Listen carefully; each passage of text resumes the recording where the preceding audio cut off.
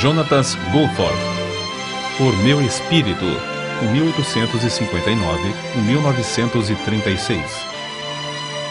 Certo dia, no ano de 1900, em Changte, no interior da China, passou um correio galopando à doida. Levava um despacho da imperatriz para o governador, ordenando que tomasse medidas para exterminar imediatamente todos os estrangeiros. Na horrenda carnificina que se seguiu, Jonatas Goforth, com sua esposa e filhinhos, foram cercados por milhares de boxers, determinados a tirar-lhes a vida. O pai da família, ao cair no chão com uma tremenda pancada que quase lhe partiu o crânio, ouviu uma voz dizer-lhe: "Não temas, teus irmãos estão orando por ti." Antes de ficar inconsciente, viu chegar a galope um cavalo que ameaçava atropelá-lo.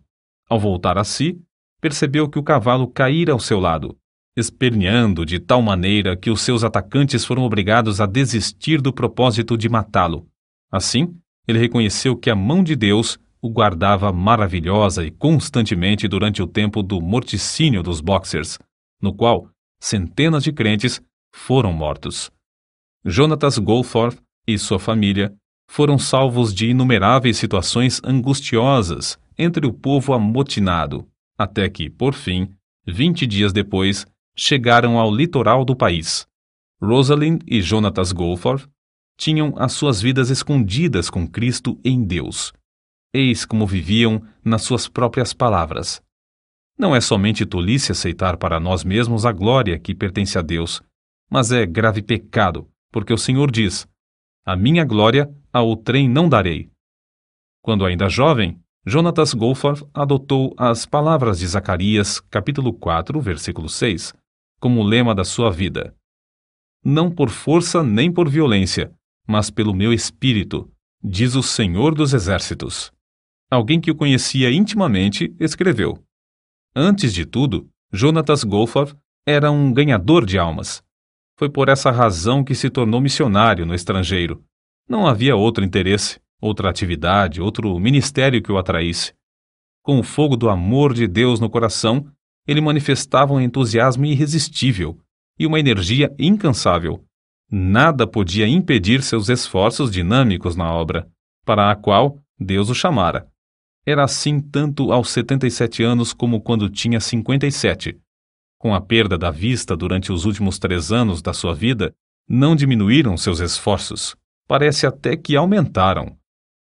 Revela-se, nas suas próprias palavras, como foram lançados os alicerces da sua vida constantemente esforçada no serviço do Senhor. Minha mãe, quando eu e meus irmãos éramos ainda crianças, com desvelo incessante, nos ensinava as Escrituras e orava conosco. Uma coisa que teve grande influência sobre a minha vida foi o fato de minha mãe me pedir que lesse os salmos para ela em voz alta. Tinha apenas 5 anos quando comecei a fazer esse exercício e achei a leitura fácil. Com a continuação, adquiri o costume de decorar as Escrituras, coisa que continuei a fazer com grande proveito. Todos podemos testificar que é fácil fazer com que a leitura das Escrituras e a oração cheguem a uma monótona formalidade, mas, ao contrário, o semblante de Jonatas Goforth se iluminava com o reflexo da glória das Escrituras que recebia na alma. Depois da sua morte, uma criada católica romana declarou: "Quando o Sr. Goforth se hospedava na casa onde trabalho, eu mirava seu rosto e dizia a mim mesma: o rosto de Deus pode ser assim." Acerca da conversão de seu pai, Jonatas escreveu: "No tempo da minha conversão, morava com meu irmão Guilherme. Certa vez, nossos pais nos visitaram, passando conosco mais ou menos um mês. Fazia tempo que o Senhor me dirigira a fazer culto doméstico. Assim, certo dia, anunciei: faremos o culto doméstico de hoje e peço que todos se reúnam depois do jantar. Esperava que meu pai se manifestasse contrariamente, porque em casa não costumávamos dar graças antes das refeições, quanto mais fazer culto doméstico. Li um capítulo de Isaías e depois de falar algumas palavras, oramos juntos, de joelhos. Continuamos a realizar os cultos domésticos durante o tempo que eu estava em casa. Depois de alguns meses, meu pai foi salvo." O jovem Goforth No tempo de estudante no ginásio, visava ser advogado, até que certo dia leu a inspiradora biografia do pregador Roberto McCheyne. Não somente se desvaneceram para sempre todas as suas visões de ambição, mas ele dedicou também a sua própria vida a levar almas ao Salvador. Nesse tempo, devorou os livros. Os discursos de Spurgeon, os melhores sermões de Spurgeon, Graça Abundante, Bunyan, e O Descanso dos Santos, Baxter. A Bíblia, contudo, era o seu livro predileto e costumava levantar-se 2 horas mais cedo para estudar as Escrituras, antes de se ocupar em qualquer outro serviço do dia. Acerca da sua chamada nesse tempo, ele escreveu: apesar de sentir-me dirigido ao ministério da palavra, recusava terminantemente ser missionário no estrangeiro. Mas um colega me convidou a assistir à reunião de um missionário que fez o seguinte apelo: faz 2 anos que passo de cidade em cidade contando a situação de Formosa e rogando que algum jovem se ofereça para me auxiliar. Mas parece que não consegui transmitir com êxito a visão a nenhum. Volto então sozinho. Dentro de pouco tempo, meus ossos estarão embranquecendo na encosta de um morro em Formosa. Quebranta meu coração saber que nenhum moço se sente dirigido a continuar o trabalho que iniciei. Ao ouvir essas palavras, senti-me vencido pela vergonha. Se o chão tivesse me engolido, teria sido um alívio. Eu, comprado com o precioso sangue de Cristo, ousava planejar a minha vida como eu mesmo queria. Ouvi a voz do Senhor dizer: a quem enviarei? E quem há de ir por nós? E respondi: eis-me aqui, envia-me a mim. Desde então, sou missionário. Lia avidamente tudo o que podia achar acerca de missões no estrangeiro e me esforçava por transmitir aos outros a visão que eu alcançara, a visão dos milhões da terra sem oportunidade de ouvir um pregador. Por fim, chegou o tempo de iniciar seus estudos em Toronto. O primeiro domingo, ele o passou trabalhando entre os prisioneiros da prisão Don, um costume que preservou durante todos os anos de estudos nessa cidade. Durante a semana, dedicava muito tempo a andar de casa em casa ganhando almas para Cristo. Quando o diretor do colégio onde estudava perguntou-lhe quantas casas visitara durante os meses de junho a agosto, ele respondeu: 960. Foi nesse tempo dos estudos que Jonatas Goforth se casou com Rosalind Bell Smith. Acerca do encontro de ambos, ela escreveu: comecei, aos 20 anos de idade, a orar pedindo que, se o Senhor desejasse que eu me casasse, ele me dirigisse um moço inteiramente dedicado a ele e ao seu serviço. Certo domingo, achei-me em uma reunião de obreiros da Toronto Mission Union. Um pouco antes de começar a reunião, alguém à porta chamou Jonatas Goforth. Ele, ao levantar-se para ir lá fora, deixou a Bíblia na cadeira. Então, eu fiz uma coisa que nunca pude explicar. Nem para ela achei desculpas. Senti-me impelida a ir à cadeira dele, apanhei a Bíblia e voltei à minha cadeira. Ao folhear rapidamente o livro, achei-o quase gasto pelo uso e marcado de capa a capa. Fechei-o e, sem demora, coloquei-o de novo na cadeira. Tudo isso aconteceu em um intervalo de poucos segundos. Ali, sentada no culto, eu disse a mim mesma: esse é o moço com quem seria bom que eu me casasse. No mesmo dia fui apontada, juntamente com outras pessoas, para abrir um ponto de pregação em outra parte de Toronto. Jonatas Goforth estava também entre o grupo. Durante as semanas que se seguiram, eu tive muitas oportunidades de ver a verdadeira grandeza da alma desse homem, a qual nem seu exterior desprezível podia esconder. Assim, quando ele me perguntou: queres unir a tua vida à minha para irmos à China? Sem vacilar um só momento, respondi: quero. Mas, alguns dias depois, foi grande a minha surpresa quando ele me perguntou: prometes nunca me impedir de colocar o Senhor e a sua obra em primeiro lugar, mesmo antes de ti? Era essa mesma qualidade de moço que eu pedira, em oração, para que Deus me desse como marido.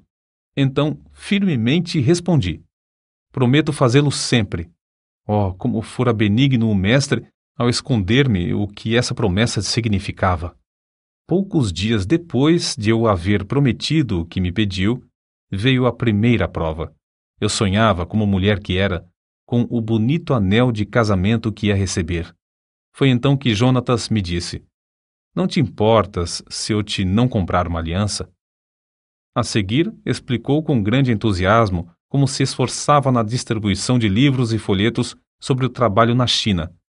Queria economizar o mais possível para essa importante obra. Ao ouvi-lo, e depois de contemplar a luz no seu rosto, as visões de uma aliança bonita se desvaneceram. Era a minha primeira lição sobre os verdadeiros valores. Em 19 de janeiro de 1888, centenas de crentes se reuniram na estação em Toronto para se despedir do casal Goforth, que ia trabalhar na obra de Deus na China. Antes de sair o trem, todos baixaram a cabeça em oração, e ao partir, a grande multidão cantava: "Avante, soldados de Cristo!" E, uma vez fora da estação, os dois no trem rogaram a Deus que os guardasse para viverem eternamente dignos da grande confiança que esses irmãos haviam depositado neles. Não muito depois de chegarem à China, Hudson Taylor lhes escreveu: "Faz 10 anos que a nossa missão se esforça para entrar no sul da província e somente agora é o que conseguimos. Se a missão do interior da China, com missionários e auxiliares experientes na língua e nos costumes do povo, sofre fracasso durante 10 anos nessa província, como podia entrar ele, jovem e inexperiente, sem conhecer a língua?" As palavras de Hudson Taylor, "avançar de joelhos", tornaram-se o lema da missão de Goforth para entrar no Monte de Onan.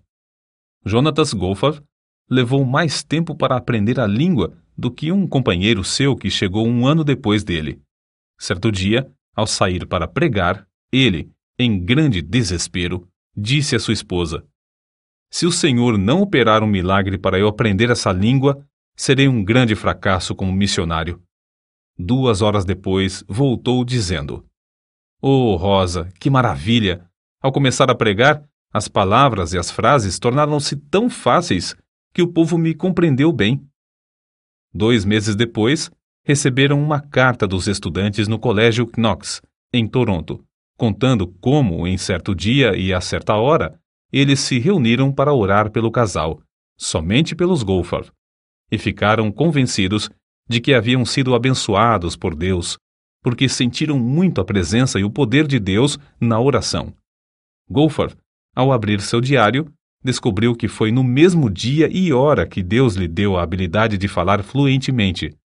Alguns anos depois, certo patrício seu que falava bem o chinês, disse-lhe acerca do seu estilo de falar: "Compreende-se a fala do Senhor sobre uma área maior do que de qualquer outra pessoa que conheço."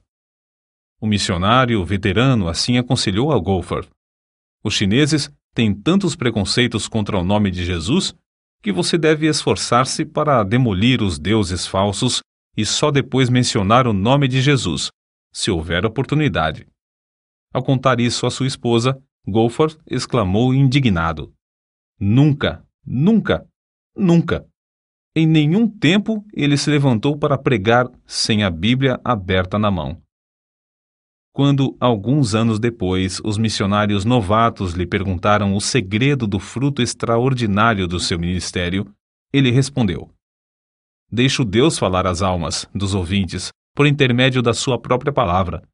Meu único segredo era tocar no coração dos mais vis pecadores até mostrar-lhes as suas necessidades e pregar-lhes o Salvador poderoso para os salvar." Esse era o segredo de Lutero. Era o segredo de John Wesley, e ninguém se aproveitou mais dele do que Dwight Lyman Moody. Para manejar a espada do Espírito com grande execução, Goforth a afiava, estudando-a diariamente, sem falhar. Em vez de falar contra os ídolos, ele exaltava Cristo crucificado. Isso atraía os pecadores a deixarem as suas vaidades. Em 1896, ele escreveu: "Depois de chegar a Chanté, há 5 meses, o poder do Espírito Santo se manifesta quase diariamente para nos alegrar. Durante esses meses, um total de mais de 25.000 homens e mulheres nos visitaram em casa, e todos ouviram a pregação do Evangelho. Pregamos, em média, 8 horas por dia. Há, às vezes, mais de 50 mulheres de uma vez no terraço. Ele pregava aos homens enquanto a sua esposa pregava às mulheres. Quase todas as vezes que apresentamos Cristo como Redentor e Salvador, o Espírito Santo salva alguém, e às vezes 10 a 20 pessoas. Contudo, não se deve pensar que esses missionários escaparam de grandes tribulações. Não muito depois de chegarem à China, um incêndio destruiu todas as suas possessões terrestres. O calor do verão era tão intenso que sua primogênita, Gertrude, faleceu, sendo necessário levar o cadáver a uma distância de 75 quilômetros, a um lugar onde se permitia enterrar os estrangeiros. Quando faleceu outro filhinho, Donald, foi necessário fazer de novo a mesma longa viagem com os restos mortais. Depois de passarem 12 anos na China, as águas de uma enchente subiram à altura de 2 metros dentro da casa e eles novamente perderam tudo quanto tinham. No ano 1900, logo após outra filha, Florença, morrer de meningite, veio a insurreição dos Boxers, acerca da qual já nos referimos. No levante dos Boxers, muitas centenas de missionários e crentes foram brutalmente mortos. Só a mão de Deus os guiou e os sustentou na fuga de Shanté, já que foi preciso enfrentar uma viagem de 1.500 quilômetros, em tempo de intenso calor e de doença, em um dos 4 filhos. Inúmeras vezes foram cercados pelas multidões que clamavam: "Matai-os! Matai-os!" Uma vez, a multidão enfurecida arremessou pedras tão grandes que quebraram a espinha dos cavalos que puxavam a carroça, mas todas as pessoas do grupo escaparam. Goforth levou vários golpes de espada, um dos quais atingiu o osso do braço esquerdo, quando o ergueu para defender a cabeça. Apesar de o grosso capacete que tinha na cabeça ficar quase inteiramente cortado em pedaços, ele conseguiu manter-se em pé, até que recebeu um golpe que, por pouco, não lhe partiu o crânio. Mas Deus não permitiu que a mão dos homens os destruíssem, porque ainda tinha uma grande obra para fazer na China por intermédio desses servos. Assim, sem poder cuidar das feridas e com as roupas ensanguentadas, o grupo enfrentava as multidões furiosas, dia após dia, até alcançar Xangai. De lá, a família embarcou em um navio para o Canadá. Logo que diminuiu o perigo na China, os nossos incansáveis heróis estavam novamente ocupados no trabalho em Shanté. A região foi dividida em 3. A parte que caiu, em sorte, a Goforth, foi o vasto território ao norte da cidade, com inúmeras vilas e povoados. O plano de Goforth era alugar uma casa em um centro importante, passar um mês evangelizando e depois mudar-se para outro centro. Queria que a sua esposa pregasse no pátio da casa de dia enquanto ele e seus auxiliares pregavam nas ruas e nos povoados ao redor. À noite, faziam os cultos juntos, ela tocando o harmônio. No fim do mês, podiam deixar um dos auxiliares discipulando os novos convertidos, enquanto o grupo passava para outro centro. Acerca desse plano, a esposa de Goforth escreveu: "De fato, o plano foi bem concebido, a não ser por uma coisa. Não se lembrou dos filhos que perdemos. Lembrei-me de como os meninos com varíola em Hopei me cercaram quando segurava a criança no colo. Lembrei-me das 4 covas de nossos pequeninos. E endureci o coração, como pederneira, contra o plano. Como meu marido suplicava dia após dia: Rosa, por certo, o plano é de Deus, e receio que possa acontecer aos filhos se desobedecermos. O lugar mais seguro para ti e os filhos é no caminho da obediência. Pensas em guardar os filhos seguros em casa, mas Deus pode mostrar-te que não podes. Contudo, Ele guardará os filhos se obedecer-lhes, confiando nele." Não muito depois, Wallace caiu doente de disenteria asiática, e por 15 dias lutamos para salvar a criança. Meu marido me disse: "Oh, Rosa, cede a Deus antes de perder tudo." Mas parecia-me que Jonatas era duro e cruel. Então nossa filha Constância caiu enferma da mesma doença. Deus revelou-se a mim como um pai em quem eu podia confiar para conservar os meus filhos. Baixei a cabeça e disse: ó Deus, é tarde demais para a constância, mas confio em ti. Guarda os meus filhos. Irei aonde quer que me mandes. Na tarde do dia em que a criança faleceu, mandei chamar a senhora Wang, uma crente fervorosa e amada, e lhe disse: não posso contar-lhe tudo agora, mas estou resolvida a acompanhar meu marido nas viagens de evangelização. Quer ir comigo? Com lágrimas nos olhos, ela respondeu: não posso, pois a menina pode adoecer sob tais condições. Não querendo insistir, pedi que ela orasse e me respondesse depois. No dia seguinte, ela voltou com os olhos cheios de lágrimas e, com um sorriso, disse: irei com vocês. Grifo do autor. É coisa notável que não tenha falecido mais nenhum filho dos Goforth na China, apesar dos muitos anos que passaram na vida nômade de evangelização. Goforth observou tão fielmente seu costume de levantar-se às 5 horas para a oração e estudo das Escrituras, como quando estava em casa, em Chanté. Geralmente, para o estudo, tinha de ficar em pé diante da janela, com as costas viradas para a família. Acerca da obra em Chanté, são de Goforth essas palavras: nos primeiros anos de meu trabalho na China, contentava-me com a lembrança de que sempre há a sementeira antes da colheita. Mas já eram passados mais de 13 anos e a colheita parecia ainda distante. Tinha certeza de que haveria uma coisa melhor para mim, se eu tivesse a visão e a fé necessárias para adquiri-la. Estavam constantemente perante mim as palavras do Mestre em João capítulo 14, versículo 12. Na verdade vos digo que aquele que crê em mim também fará as obras que eu faço, e as fará maiores do que estas, porque eu vou para meu Pai. E sentia profundamente como no meu ministério faltavam as maiores obras. No ano de 1905, Jonatas Goforth leu na autobiografia de Carlos Finney que um lavrador podia, com muita razão, orar pedindo uma colheita material independentemente de se cumprirem as leis da natureza, assim como os crentes podem esperar uma grande colheita de almas sem se cumprirem as leis que governam a colheita espiritual. Resolveu, então, saber quais eram essas leis e decidiu-se a cumpri-las a qualquer preço. Fez um estudo a fundo e de joelhos sobre o Espírito Santo e escreveu as notas nas margens da sua Bíblia chinesa. Quando começou a ensinar essas lições aos crentes, houve grande quebrantamento, com confissão de pecados. Foi na grande exposição idólatra de Sun Yat-sen que Deus primeiramente mostrou seu grande poder no ministério de Goforth. Durante o sermão, um obreiro exclamou em voz baixa: esse povo está tão comovido pela pregação como a multidão no dia de Pentecostes pelo sermão de Pedro.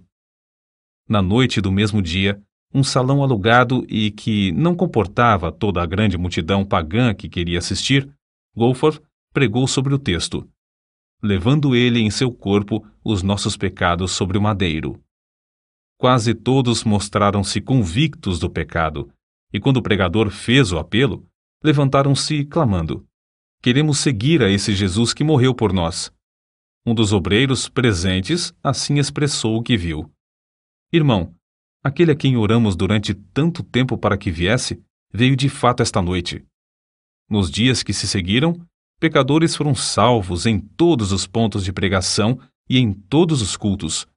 Acerca do avivamento que nesse tempo visitou a Coreia, um dos missionários escreveu sobre o que presenciou. Os missionários eram como os demais crentes. Não havia alguém entre eles de talento extraordinário. Viviam e trabalhavam como quaisquer outros, a não ser nas orações. Nunca senti a presença divina como a senti nos seus rogos a Deus. Parecia que esses missionários nos levavam ao próprio trono no céu. Fiquei muito impressionado também ao ver como o avivamento era prático. Havia dezenas de milhares de homens e mulheres transformados completamente pelo fogo divino. Grandes templos, com assentos para 1.500 pessoas, ficavam superlotados. Era necessário realizar um culto para os homens e, em seguida, outro para as mulheres, a fim de que todos pudessem assistir. Em todos ardia o desejo de espalhar as boas novas. Crianças se aproximavam das pessoas que passavam pelas ruas, rogando-lhes que aceitassem a Cristo por seu Salvador. A pobreza do povo da Coreia era conhecida em todo o mundo. Contudo, havia tanta liberdade nas ofertas que os missionários não queriam ensinar mais sobre o dever de contribuir. Havia grande dedicação à Bíblia, quase todos levando um exemplar no bolso. E o maravilhoso espírito de oração permeava tudo. Ao voltar da Coreia, Goforth foi chamado à Manchúria. Mais tarde, ele escreveu: "Quando iniciei a longa viagem, estava convicto de que eu tinha uma mensagem de Deus para entregar àquele povo, mas não tinha ideia de como presidir a um avivamento. Sabia pronunciar um discurso e sabia levar o povo a orar, porém, nada mais sabia do que isso." Goforth teve um grande desapontamento ao chegar à Manchúria. Os crentes não oravam como lhe prometeram fazer e a igreja estava dividida. Depois do primeiro culto, ele, sozinho no seu quarto, caiu de joelhos em desespero. E Deus respondeu à sua insistência, enviando tão grande desejo de oração às igrejas e tão profunda contrição pelo pecado, que elas não somente foram purificadas de toda classe de pecado, inclusive dos mais horrendos crimes, mas os perdidos, em grande número, vinham e eram salvos. A senha do avivamento do ano de 1859 foi: "Necessário vos é nascer de novo." E a de 1870, "Crê no Senhor Jesus." Mas a meta de Goforth era: "Não por força nem por violência, mas pelo meu espírito." Zacarias capítulo 4, versículo 6. Que o Espírito Santo operava em vários lugares na Manchúria em resposta às orações insistentes e em face de embaraços de toda sorte, vê-se claramente no que ele escreveu acerca da obra na cidade de Niucheng. Ao subir ao púlpito, ajoelhei-me um momento como de costume para orar. Quando olhei para o auditório, pareceu-me que todos os homens, mulheres e crianças na igreja estivessem com dores de julgamento. As lágrimas corriam copiosamente, e houve confissão de toda a espécie de pecado. Como se explica isso? A igreja era conhecida como igreja morta e sem mais esperança. Contudo, antes de anunciar sequer uma palavra, sem mesmo cantar um hino ou orar, começou essa obra maravilhosa.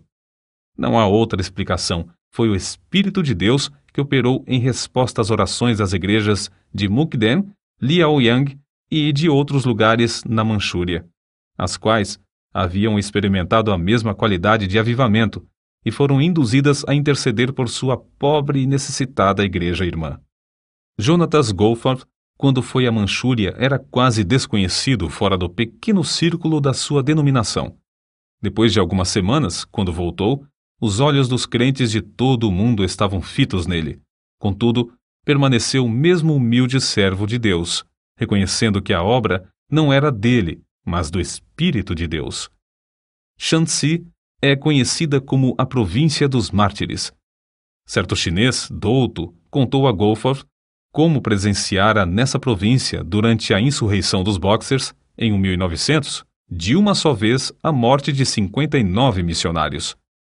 Todos eles encararam o carrasco com a maior calma. Uma mocinha de cabelos louros perguntou ao governador: "Por que devemos morrer? Os nossos médicos não vieram de países remotos para dar suas vidas para servir ao seu povo? Muitos doentes sem esperança não foram curados? Diversos cegos não receberam a vista? É por causa do bem que fizemos que devemos morrer?" O governador baixou a cabeça e não respondeu. Mas um soldado pegou a mocinha pelos cabelos e, com um só golpe, decepou-lhe a cabeça. Um após outro foram mortos. Todos morreram com um sorriso de paz. Esse mesmo chinês contou como viu, entre eles, uma senhora falando alegremente ao filhinho. Com um só golpe, ela foi prostrada, mas a criança continuou a segurar-lhe a mão. Logo a seguir, outro golpe, e um pequeno cadáver jazia ao lado do cadáver da mãe. Foi a essa mesma província dos mártires que Deus enviou seus servos, os Goforth, 8 anos depois, e onde Jonatas presenciou o seguinte. Em Xuanxian, não muito depois de começar a falar, vi muitos dos ouvintes baixarem a cabeça, convictos, enquanto as lágrimas corriam-lhes pelas faces. Depois do discurso, todos os que experimentaram orar estavam quebrantados. O avivamento, que começou assim, continuou durante 4 dias. Houve confissão de toda a qualidade de pecados. O delegado regional se admirou grandemente ao ouvir confissões de homicídios, de roubos e de crimes de toda a sorte. Confissões que só conseguiria arrancar deles, açoitando-os até quase os deixar mortos. Às vezes, depois de um culto de 3 horas ou mais, o povo voltava à casa para continuar a orar. Mesmo em horas tardias da noite, havia pequenos grupos reunidos em vários lugares para orar até quase clarear o dia.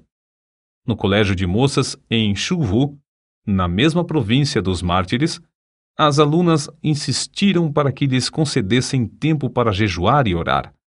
No dia seguinte, quando se reuniram de manhã para a oração, o Espírito caiu sobre elas e ficaram de joelhos até a tarde desse dia. Das centenas de exemplos evidentes da operação poderosa do Espírito Santo nos corações, dentre muitos outros lugares, citaremos aqui apenas os seguintes. Xanté. Quase 700 pessoas estiveram presentes pela manhã. Havia um fervor de homens se esforçando para ir à frente, de modo que Goforth só conseguiu pregar à tarde. O culto era contínuo, prolongava-se o dia inteiro, com intervalos para as refeições. Guangzhou. A igreja, com assentos para 1.400 ouvintes, não comportava as multidões. O Espírito Santo veio com poder extraordinário. Havia, às vezes, centenas de pecadores contritos chorando. 2 endemoniados foram libertos e se tornaram crentes fervorosos na obra de Deus. Em 4 anos, o número dos salvos aumentou de 2.000 para 8.000. Xuntefu. Inesperadamente, uma dúzia de homens começou a orar e a chorar, sem poder resistir ao poder do Espírito Santo. Velhos discípulos de Confúcio vinham à frente, quebrantados e humilhados, para confessar a Cristo como seu Senhor. Um total de 500 homens e mulheres foram salvos. Foi, talvez, a maior obra do Espírito Santo que eu tenha visto. Nanquim. A assistência foi de mais de 1.500 pessoas. Centenas que também queriam entrar não puderam e voltaram a casa. O culto da manhã durou 4 horas. O resto do tempo foi dedicado à oração e confissão de pecados. A massa de pessoas que desejava chegar ao estrado para confessar seus pecados foi tão grande que se tornou necessário construir outra escada. Subi de novo ao estrado, às 3 horas da tarde, para iniciar o segundo culto. Centenas de pessoas, nesse momento, começaram a vir à frente, e por isso eu não pude pregar. Às 9 horas da noite, 6 horas depois de iniciar o culto, fui obrigado a me retirar e embarcar para Pequim, onde os crentes me esperavam para outra série de cultos. Shantung. O avivamento foi tão grande que cerca de 3.000 membros foram acrescentados à igreja em 3 anos. Acerca dos cultos entre os soldados do general Feng, a esposa de Goforth escreveu: Desde o início sentimos a presença de Deus. 2 vezes, todos os dias, Goforth tinha auditórios de cerca de 2.000 pessoas, principalmente oficiais, que se mostravam grandemente interessados.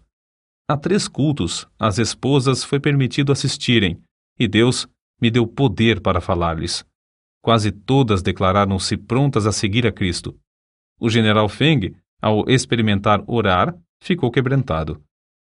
A seguir, outros oficiais, um após outro, começaram a clamar a Deus entre soluços e lágrimas.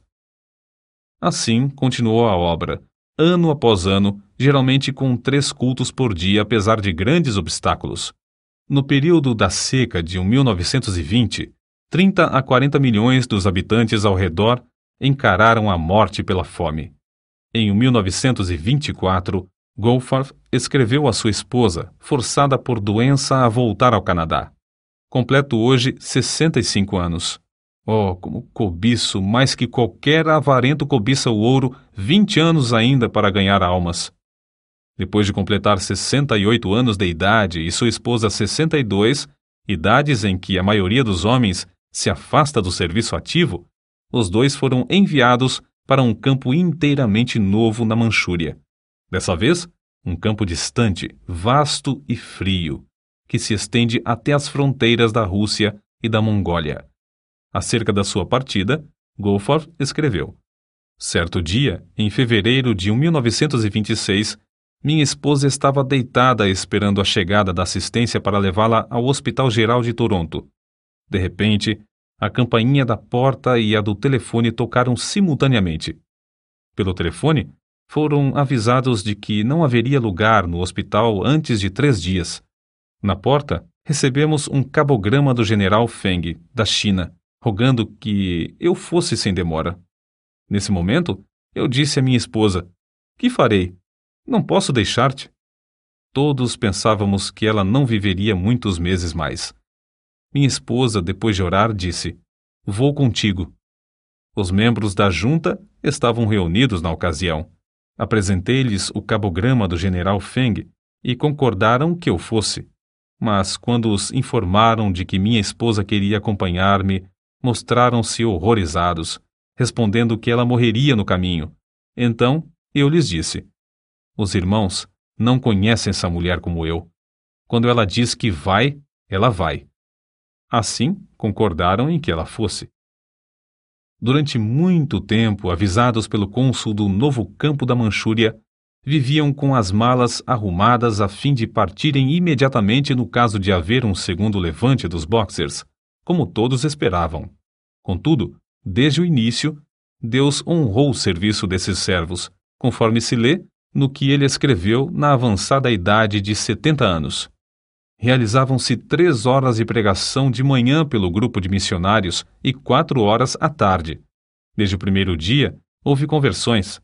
Às vezes, 12 em um só dia. Grande foi o nosso gozo ao vermos cerca de 200 pessoas aceitarem a Cristo durante o mês de maio. Havia muito tempo que diversos amigos insistiam em que ele escrevesse a história de como o Espírito Santo operava no seu ministério. Em tempo de intenso frio, viu-se obrigado a extrair os dentes. Durante 4 longos meses, sofreu dores cruciantes nos maxilares, a ponto de não poder pregar. Foi nessa época que seu filho menor chegou do Canadá. Goforth, então, conseguiu ditar a matéria para o filho datilografar. Dessa forma, foi impresso o livro Por Meu Espírito, obra de grande circulação e influência. Após 4 anos de serviço, foi-lhe necessário voltar ao Canadá por causa da vista de sua esposa. Foi durante esse tempo que Goforth também começou a perder a vista. Enquanto convalescia das operações mal sucedidas para restaurar-lhe a visão de um olho, ele relatou uma por uma as histórias da obra na China, histórias que a sua enfermeira estenografou e que, agora, completam o famoso livro intitulado Vidas Milagrosas da China. Em 1931, Goforth e sua esposa, ela com 67 anos e ele com 72, com os corações ardendo pelo desejo de ganhar almas, voltaram mais uma vez à obra na Manchúria. 472 convertidos foram batizados em 1932. Um dia, Goforth voltou de uma viagem evangelística e entrou em casa às apalpadelas. Depois de ficar um momento ao lado da sua esposa, ele lhe disse em voz baixa: receio que a retina do olho esquerdo tenha saído do lugar. E assim tinha acontecido. A perda completa da visão era para ele uma tristeza, uma tragédia, sentida por todos. Ao mesmo tempo, chegou-lhes uma carta informando-os de uma redução tão grande no que recebiam para o sustento dos missionários e nas despesas das viagens evangelísticas, que parecia impossível continuar a obra. Foi a maior crise de toda a vida de Jonatas Goforth. Contudo, sem vacilar, olhou para Deus. A própria cegueira parecia mais uma bênção do que uma aflição. Os crentes mostravam-se mais ligados a ele do que antes. Vencendo o desânimo inevitável dos que perdem a vista, não cessou de pregar com a Bíblia que amava, aberta nas mãos. No ano de 1933, 778 convertidos foram batizados. Por fim, os Goforth cederam ao apelo dos crentes do Canadá a que retornassem à terra natal para animar as igrejas no envio de mais missionários. Durante os preparativos para a viagem, souberam que 966 convertidos foram batizados naquele ano, o 1934. O culto de despedida foi um dos mais comoventes em toda a história da obra missionária. O obreiro tão amado pelos crentes, agora, por causa da cegueira, não podia ver como tinham enfeitado o templo, mas eles bondosamente e com prazer lhe descreveram tudo acerca das muitas e lindas bandeiras de seda e veludo que cobriam inteiramente as 4 paredes do templo. Os pregadores que falaram o fizeram chorando. Um deles disse: "Agora Elias está para sair de nosso meio, e cada um de nós deve tornar-se um Eliseu." Na hora da despedida, havia uma multidão de crentes chorando na plataforma da estação. Goforth, sentado diante da janela do trem, com o rosto virado para aqueles crentes que tanto amava, mas não podia ver, continuava a fazer-lhes sinais com a cabeça, de vez em quando levantando os olhos para cima, indicando assim a bendita esperança de uma reunião no céu. Quando o trem partiu, os crentes, com os olhos cheios de lágrimas, tentaram acompanhá-lo, correndo paralelamente, a fim de conseguirem olhar mais uma vez para o rosto desses queridos missionários. Durante 18 meses, Goforth pregou a grandes auditórios no Canadá e nos Estados Unidos. Dia após dia, esse veterano estava em pé diante desses auditórios, com a sua amada Bíblia aberta nas mãos. Abria o livro aproximadamente na página que desejava e citava as passagens de cor durante o sermão. Isso ele fazia com tanta prática, tendo os olhos abertos, que era difícil crer que as não lia como outrora. O ponto principal de suas mensagens descobre-se nas palavras que lhe disse certo dia a sua esposa: "Querida, acabo de fazer um cálculo mental que prova com certeza qual o resultado de dar ao Evangelho a oportunidade de operar. Se cada um dos missionários enviados à China tivesse levado tantas almas a Jesus como os 6 missionários do nosso campo durante o ano de 1934, o último ano que passamos na Manchúria, isto é, 166 almas por cada missionário, o número de conversões na China teria alcançado a cifra de quase 1 milhão, em vez de apenas 38.724. Isto é, teria sido 25 vezes maior." Grifo do autor. Certo dia, quando tinha de pregar somente à noite, ele disse à sua esposa: "Em vez de sairmos de casa hoje, acho melhor participarmos de um banquete da palavra. Lê para mim o precioso Evangelho de João." Ela leu 16 capítulos desse livro. Percebia-se que era um verdadeiro banquete para ele, pela atenção que prestava à leitura de certas passagens. Antes de falecer, tinha lido a Bíblia de capa a capa mais de 73 vezes. Na noite do dia 7 de outubro de 1936, Jonatas Goforth, depois de um discurso fervoroso e longo sobre o tema Como o fogo do Espírito varreu a Coreia, deitou-se tarde para dormir. Às 7 horas da manhã seguinte, a sua esposa levantou-se e vestiu-se.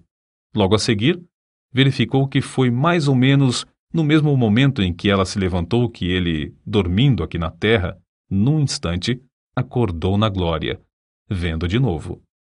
Poucos dias antes, ele tinha dito que se regozijava em saber que o primeiro rosto que ia ver seria o de seu Salvador. 5 anos e meio depois de Jonatas Goforth haver dormido no Senhor, Rosalind Goforth reuniu-se ao seu amado marido e companheiro de lutas. As últimas palavras que pronunciou foram estas: "O rei me chama, estou pronta." Dela também pode-se dizer, como foi dito a respeito dele, entregava-se à oração e ao estudo da palavra para saber a vontade de Deus. Foi esse amor pela leitura da Bíblia e a ininterrupta comunhão com Deus que lhe deram o poder de comover auditórios e convencê-los do pecado e da necessidade do arrependimento. Em todas as ocasiões, ele dominava sua própria pessoa e confiava inteiramente no poder do Espírito Santo para descobrir as coisas de Jesus aos ouvintes. Que o mesmo brado de guerra seja sempre nosso, não por força, nem por violência, mas pelo meu Espírito. Mas recebereis poder ao descer sobre vós o Espírito Santo.